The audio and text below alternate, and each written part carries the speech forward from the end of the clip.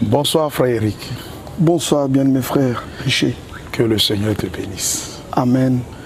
Merci d'avoir accepté notre invitation à venir en Côte d'Ivoire et particulièrement à Sini. C'était un grand plaisir pour moi d'être ici avec vous frère. Que son beau nom soit loué. Amen. Frère Eric, merci encore d'avoir accepté cet échange parce que je ne m'attendais pas à ce que tu l'acceptes comme ça.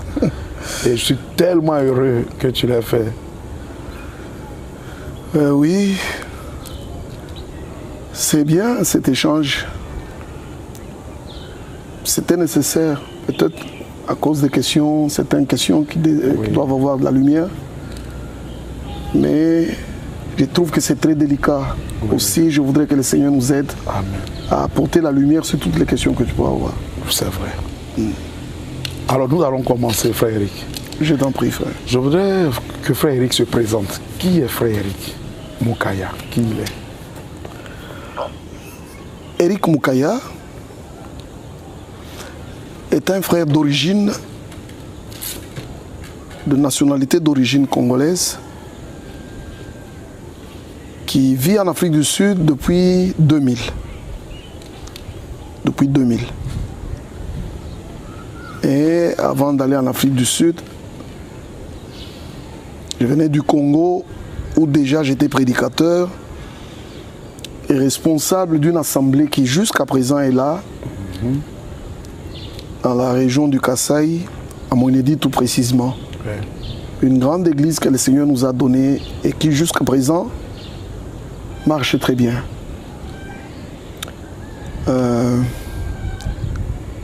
Je suis connu par beaucoup de frères un peu à cause de la prédication. Oui. J'ai eu la grâce de me déplacer avec d'autres hommes de Dieu. D'abord moi-même, en faisant tout l'Est de l'Afrique. Ensuite, avec Firmin, qui a été un compagnon de travail aussi du même côté de l'Est et aussi dans toute l'Afrique australe. Partant du Kenya, Tanzanie, Malawi, Afrique du Sud, Mozambique, Namibie, Botswana, Zambie. Ensuite, on a travaillé avec le frère Barillier et frère Étienne Janton, toujours dans l'Afrique australe. De la même manière, en passant partout, on est passé avec Firmin. Et dans le même temps,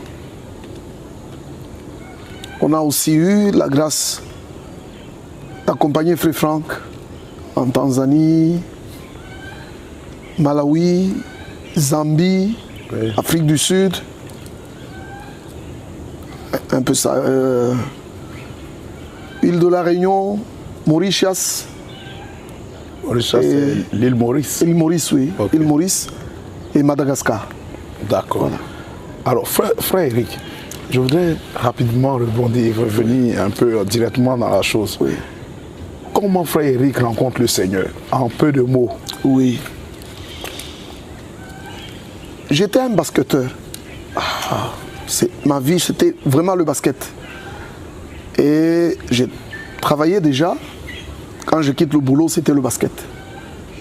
Et on avait exigé cette année-là, en 78, que nous devions être des professionnels basketteurs. Il nous fallait qu'on nous fasse des licences.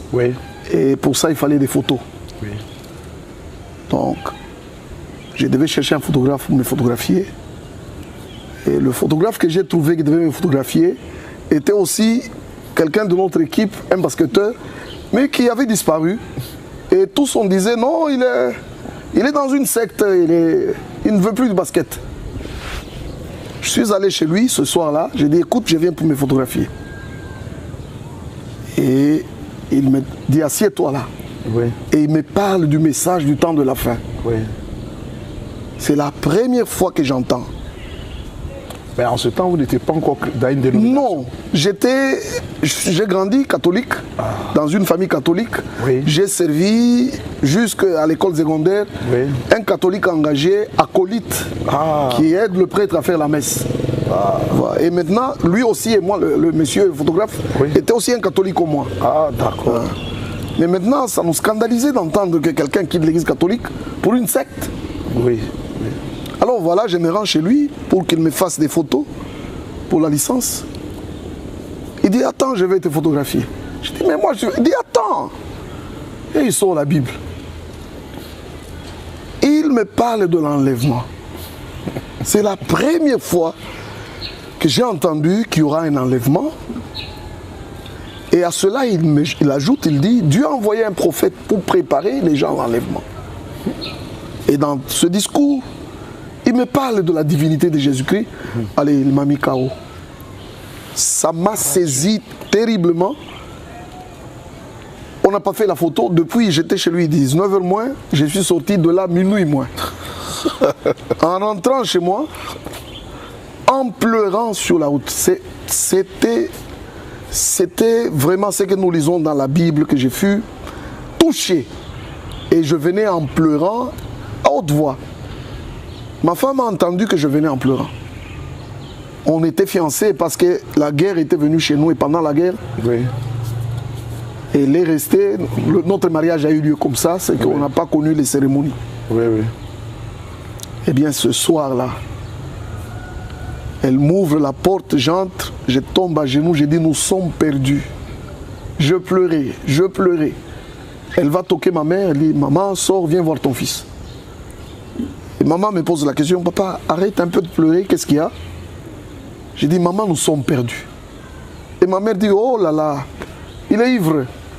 Il est passé quelque part, il a bu. Maman rentre à la maison, elle va s'endormir. Oh. Et c'était comme ça que ce soir, je me suis converti. Oui. J'ai donné ma vie à Christ. Cette nuit-là, je n'ai pas dormi. Et le matin, je me réveille. Déjà, j'arrive au travail. Les gens voient que je suis différent. Déjà, ils voient que je suis différent. Là, dans mon équipe au travail, il y avait deux frères qui s'étaient déjà convertis au message et nous ne savions pas de quoi ils parlaient. Oui, oui.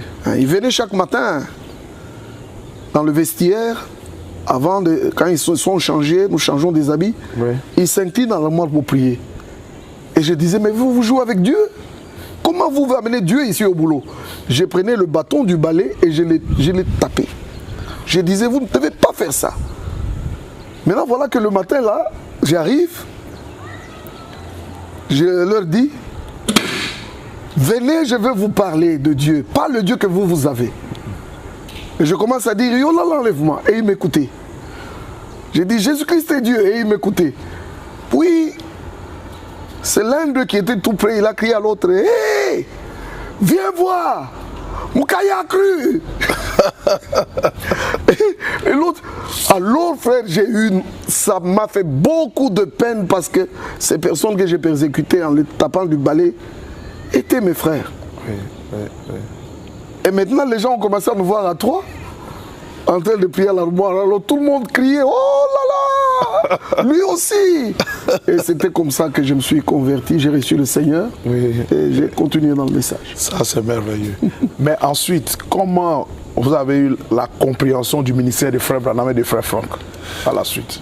Il faut reconnaître que au début, on ne connaissait pas grand-chose. Et chaque chose qui nous était présentée était toujours mal présentée. Oui. La divinité, c'était avec beaucoup de bavures. Oui. C'était une espèce de... Jésus est éternel, Fils éternel, des choses comme ça. Oui, oui. Jésus a toujours existé même dans l'éternité. Donc, on ne connaissait pas en fait, ce qu'on ne connaissait pas, c'était le plan du salut de Dieu. Oui. On ne connaissait pas ça. Et on a continué comme ça avec notre manière de croire un peu bizarre. Oui. Croyant que nous sommes dans la vérité, on disait les autres sont dans le mensonge, bien que notre manière de comprendre n'était pas exacte. Oui. On se réjouissait d'écouter les prédications comme les âges des églises, comment les saints ressusciteront, vous voyez, mais les doctrines de base, comment un homme doit naître de nouveau, la sanctification, comment on sera baptisé du Saint-Esprit, c'était rond, c'était faux, c'était des choses qui n'étaient pas très correctes. Donc vous voyez qu'on aimait le message. J'ai fait moi l'expérience de la repentance, mais je ne pouvais plus avancer très loin. Oui, oui. Parce que n'étant pas bien enseigné. Oui. Et comment s'est fait la compréhension pour comprendre le ministère de Frère Branham et de Frère Frank surtout? Maintenant, le ministère de l'heure. Maintenant, en ce temps-là, on organisait des conventions, qu'on appelait conventions. Et dans notre région, cette convention était vraiment pour la région. Et les gens venaient de toutes parts pour prendre part à la convention. Et quand on allait à la convention, c'était pour discuter des choses qu'on ne comprenait pas souvent. On amenait toutes les brochures, et celui-ci disait celui-là dit ceci. Quelquefois, on opposait Frère Branham à Frère Branham. C'était difficile pour nous, c'était difficile. Et voilà que c'est dans ces conventions-là qu'on reçoit un visiteur qui n'était pas de la région. C'est la première fois que je le voyais. Et c'était qui? C'était Badi Banga Firmin. Frère Firmin. Oui. Et moi, je suis arrivé avec un jour de retard à la convention parce que j'étais en Tanzanie. Oui. Je suis allé prêcher, je suis venu. Et les gens me diront, voilà, ce frère-là, il est de Kinshasa. Il s'appelle Badi Banga Firmin. Mais déjà, ceux qui l'avaient entendu disent, il faut l'entendre. Il prêche très bien. Et moi, j'ai commencé à l'observer. Ah non, frère. Il a intervenu à un certain moment où les choses sont devenues difficiles pour nous sur un sujet. Oui. Et lui, les gens cherchaient dans quelle brochure, et lui a dit, c'est que vous cherchez là. Il a cité le nom de la brochure, et nous n'avions pas cette brochure en français. Alors quelqu'un l'a dit, je l'ai en anglais. Il a dit, donnez en anglais, je vais le lire même en anglais. Et j'étais tout étonné de voir qu'il connaissait les brochures, qu'il pouvait les lire en anglais ou en français. Oui. Et quand il a pris cette brochure-là, il nous l'a lu en anglais. La chose qu'il a faite, c'est qu'il nous a expliqué ce qu'on ne comprenait pas avec la Bible. Il dit ce que Frère Branham dit ici et dit là dans la Bible. C'était l'écriture. Non, c'était fantastique. C'était fantastique. Donc c'est comme ça qu'avec Firmin, vous avez fait votre première rencontre. C'était notre première rencontre. Lui aussi, je ne sais pas qu'est-ce qu'il a vu en moi, qui l'a attiré. Je l'ai invité, j'ai dit, j'ai une petite église à 40 km de notre ville. Oui. Je voudrais que tu viennes prêcher. Oui. Il a accepté. Et quand il est venu, frère, tout le monde avait des brochures, mais lui n'avait pas les mal des brochures. La chose que je voyais qu'il consultait souvent était un livre qu'il a fait, les rayures des lettres circulaires. Des lettres circulaires. Des lettres circulaires, et il lisait là-dedans. C'est tout ce qu'il avait. Il n'était pas comme nous avec des valises de brochures. Mais il connaissait très bien les brochures, ça m'étonnait. Oui. Bien qu'il lise les lettres circulaires, il connaissait bien les brochures. Il connaissait les brochures plus que moi. Plus que moi, frère. J'avais toutes les brochures, j'ai souligné, j'ai lisé. Mais il me disait dans telle brochure, je trouve ça. Oui. Parlons de Frère Firmin encore. Oui. Moi, je te l'ai déjà dit. Oui. Comment son ministère m'a impacté, m'a fait beaucoup de bien. Oui. Mais il y a une chose que je n'ai jamais compris. Oui. Toutes ces calomnies sur Frère Firmin, d'où ça venait?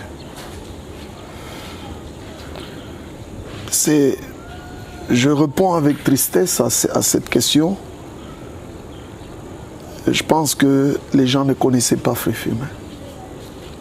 J'ai eu la grâce de le connaître. Je suis le seul frère qui a voyagé avec Firmin partout. Firmin n'a pas voyagé avec un autre frère. Moi, on a voyagé avec lui. Oui. C'était en même temps un ami personnel. C'est quand je suis allé en France, en 2011, j'ai rencontré sa femme qui parlait de moi, qu'il m'avait. C'est la première fois qu'on se voyait. Oui. Alors j'ai compris vraiment qu'il m'avait aussi porté dans son cœur. Il a parlé de moi à sa femme. Et sa femme m'a montré les carnets dans lesquels il y avait mes numéros de téléphone. Et elle a dit, Firmin m'a beaucoup parlé de toi. Frère, je regrette de l'avoir perdu. Vraiment, si Dieu est souverain, il l'a pris, mais nous avions encore besoin de cet homme-là. Oui. Beaucoup besoin de lui. Alors maintenant, pour revenir à ta question, oui. Pourquoi les gens le calomnient? C'est l'ennemi. C'est l'ennemi. Hein. Aujourd'hui, je le comprends très bien. Oui. Il a été calomnié parce que c'était la seule manière pour Satan de le tuer, de le poignarder. Oui. Satan, Firmin était dans un accident à Kinshasa. Il avait connu un accident, c'est que la voiture dans laquelle il était assis dans un siège avant, est allé percuter un camion de bois. Tu vois les bois qui sortent? Oui, oui, oui. Et ça, sur la tête. Firmin était mort. Ce jour-là, il était mort. Mais il m'a dit que tout ce qu'il avait fait, c'était briser. Je ne sais pas quelle force il a eu de briser le dossier de la chaise. Oui. C'est comme ça que le coup n'a pas été fatal. Il est allé à l'hôpital. Oh, il était à 2 pas de la mort. Satan n'a pas pu le prendre. Oui. Il a eu certainement d'autres choses qui sont arrivées dans sa vie. Il pouvait partir, mais c'est ce cas-là qui est le plus frappant. Oui. Mais Satan, quand il ne peut pas tuer un homme de Dieu, Oui. il emploie maintenant l'accusation, la calomnie, Oui. pour le tuer. C'est vraiment biblique. Donc, tu nous dis là que tout ce qu'on disait là, c'était des calomnies. Non, ce sont des calomnies. On nous dit ici en Côte d'Ivoire qu'il regardait la pornographie, il avait une mauvaise vie. Firmin, excuse-moi de le dire, mais je ne connais pas un frère qui soit consacré comme Firmin l'était. D'abord, sa vie était différente de la nôtre parce que Firmin vient d'une famille aisée. Son papa était des hommes qui étaient dans le premier gouvernement après la colonisation. Ah bon? C'était des grands colons au pays. Il a eu la possibilité d'être aux États-Unis, d'être en Europe avant tout le monde. Il avait des camions pour faire les commerces et tout ça. Donc Firmin venait d'une vie aisée. Mais j'ai vu cet homme qui venait de cette ville-là, frère, refuser. C'est comme Moïse a refusé d'être appelé. Bon, un peu ça. Porter des babouches, accepter la vie de servir le Seigneur. Frère, je n'ai jamais vu un homme consacré comme celui-là. Non, frère. Un homme avec l'esprit de Dieu que Firmin avait en lui ne peut pas faire de mauvaises choses. Non. Non. Et même s'il arrivait qu'il fasse de mauvaises choses, cela ne fait pas de lui un faux. Oui. Nous savons que tout homme est faillible, Oui. tout homme peut commettre des fautes. Oui. Mais calomnier un homme sur des choses qu'il n'a pas faites, c'est très grave. C'est très grave. C'est très grave. Que Dieu te bénisse. Amen. C'est très important. Mais pour terminer, pour clôturer le chapitre de Frère Firmin, une petite anecdote, quelque chose que tu pourrais partager dans vos rapports que tu aimerais qu'on puisse garder avec Firmin. Je te dis, je prends ceci. Ésaïe, je vais prendre 2 versets. Ésaïe 52. Ésaïe, ça, je n'oublierai jamais. Parce que Ésaïe 52, verset 6.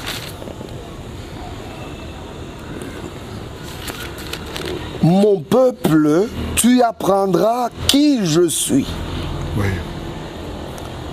Et celui qui est en train de te parler.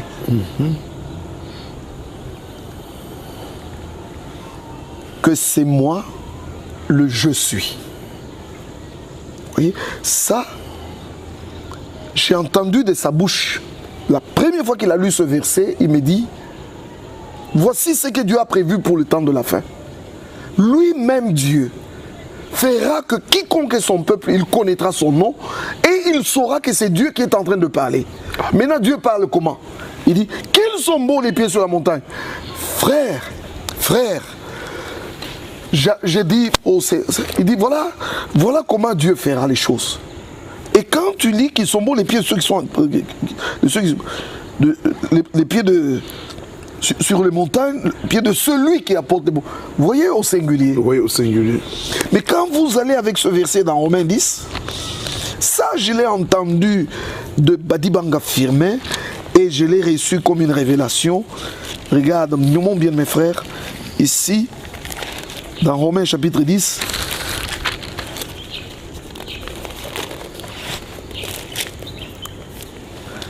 verset 15, et comment y aura-t-il des prédicateurs s'ils ne sont pas envoyés? Selon qu'il est écrit. Tu vois que c'est un verset de l'Ancien Testament qui parle des prédicateurs qui sont Éphésiens 4:11 dans le Nouveau Testament. C'était un frère qui avait la révélation du plan du salut de Dieu. C'est dans sa bouche que j'ai entendu pour la première fois le mot plan du salut de Dieu avec l'humanité. Et regardez comment il disait. Il disait, si vous ne connaissez pas le plan, vous n'allez pas bâtir la maison. Vous n'allez pas bâtir. Il dit, voilà qu'il y avait un bâtisseur qui disait, il est grand maçon, on lui donne le plan pour faire la maison. Il prend le plan, il le retourne à l'envers. Il renverse le plan. Il renverse le plan et il commence à construire. Maintenant, les choses devaient être à gauche, ça devient à droite. Les choses devaient être en haut, ça devient en bas. Mais quand on vient contrôler, on trouve que ce n'est pas... Mais est-ce que tu as construit selon le plan? On me dit, mais j'ai suivi votre plan. Viens un peu avec le plan, montre-nous. Quand l'homme prend le plan, il le met à l'envers.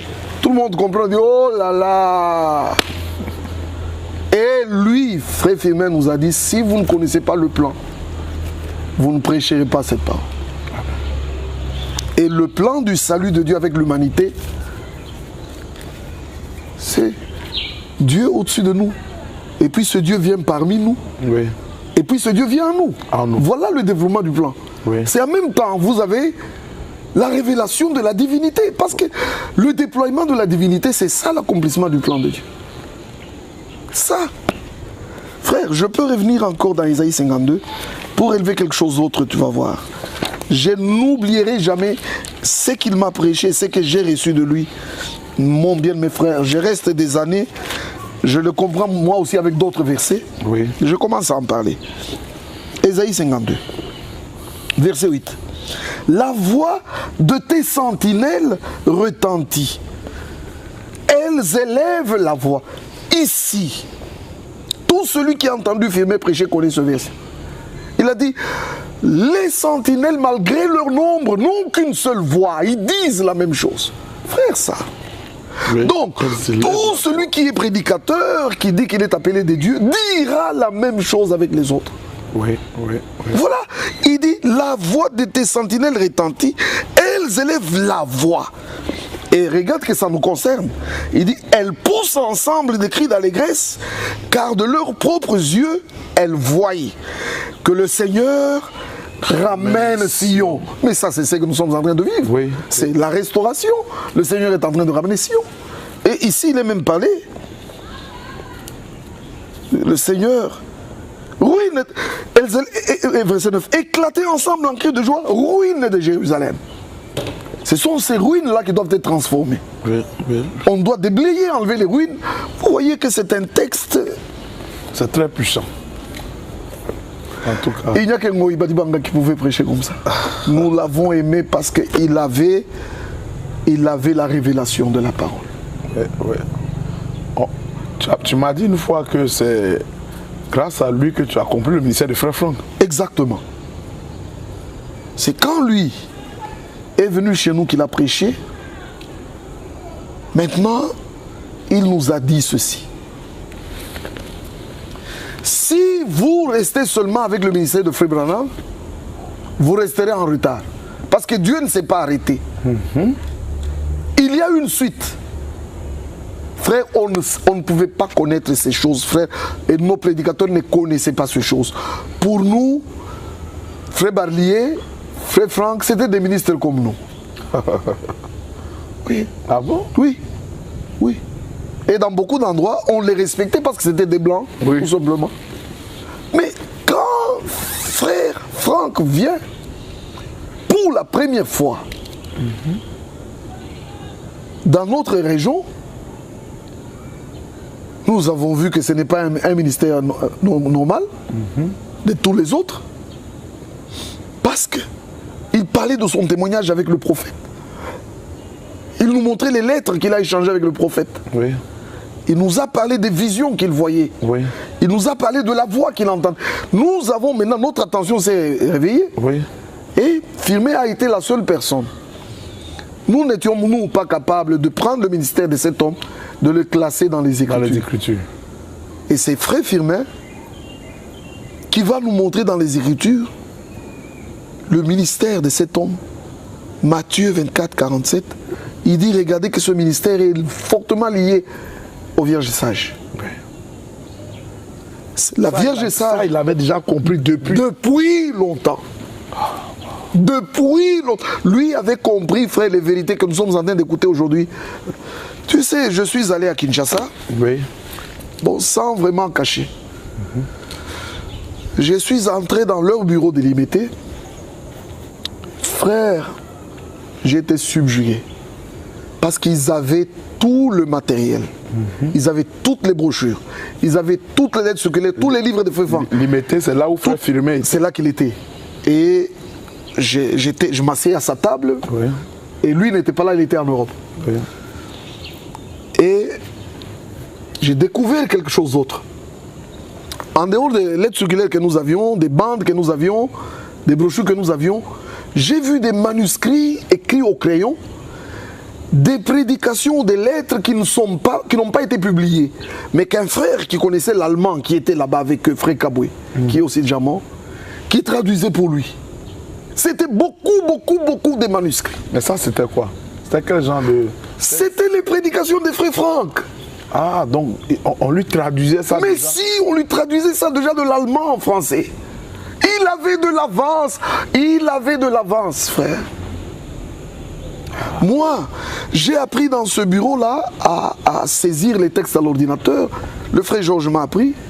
Et j'ai commencé à prendre ces manuscrits-là, à écrire. Parce qu'on me voyait mettre ça dans le cahier. Et Georges a dit non, attends, il m'a appris. J'ai commencé à saisir. J'ai fait quelques syllabus que j'ai mis. Je suis rentré chez moi avec une malle de brochures et de toutes ces choses. Ah, je comprends. Donc je comprends maintenant pourquoi, une fois j'ai entendu d'un frère, je crois mon frère bien-aimé Nazaire, dit que avec les retransmissions qui sont là, plusieurs commencent à se rendre compte que Firmin avait raison. Avait raison. Les prédications des années 82, Firmin prêchait, frère, vous le trouvez, dites où est-ce qu'il a eu? Non, mais c'est un véritable homme de Dieu. Et parce que Dieu l'a équipé, effectivement, pour le travail. Oui. Et que Dieu soit loué. Amen. Que Dieu soit loué. Amen. Notre dernière rubrique, dernière phase ici, c'est par rapport à la phase qui se passe actuellement dans l'Église. Oh. Comment Frère Eric perçoit cette dernière phase? Depuis 2019, nous avons constaté que Frère Franck a arrêté les voyages. Et il a répété plusieurs fois mon ministère. Ce qu'il n'a jamais dit avant. Nous qui sommes venus après vous, plus jeunes, nous on a trouvé que Frère Franck voyageait et qu'il y avait des écoutes. Mais on est dans un temps où, devant nos yeux, les voyages ont cessé. Vous qui étiez là depuis longtemps. Comment tu vois ça, Frère Eric? Avant que Frère Franck ne cesse de voyager, avant qu'il ne cesse juste avant que la Covid vienne,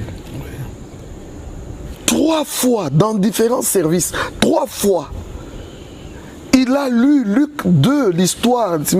Il a dit, maintenant Seigneur, laisse ton serviteur s'en aller en paix, car mes yeux ont vu. Oui.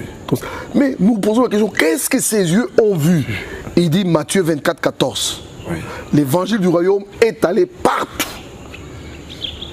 Et puis il a ajouté pour éclaircir, il dit, j'ai fait ce que Dieu m'a demandé de faire exactement comme je devais le faire. Oui. Distribuer la nourriture et aller de ville en ville. Oui. Le reste, c'est lui qui doit faire maintenant.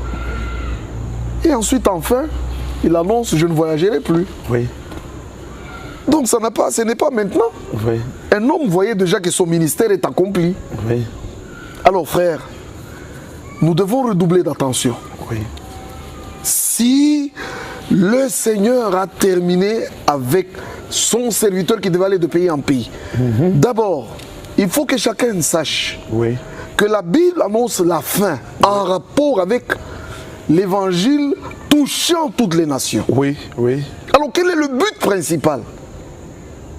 Le but principal, c'est que le dernier des nations écoute. Oui. Avec ce verset-là, le dernier des nations entendra et sortira. Oui. Et quand le dernier sort, c'est fini.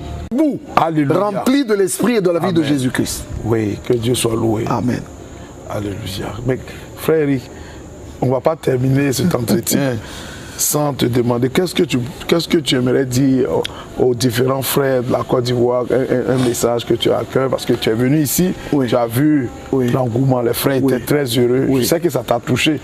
Beaucoup, j'ai senti ça. Qu'est-ce que tu aimerais dire par rapport à la réconciliation des frères?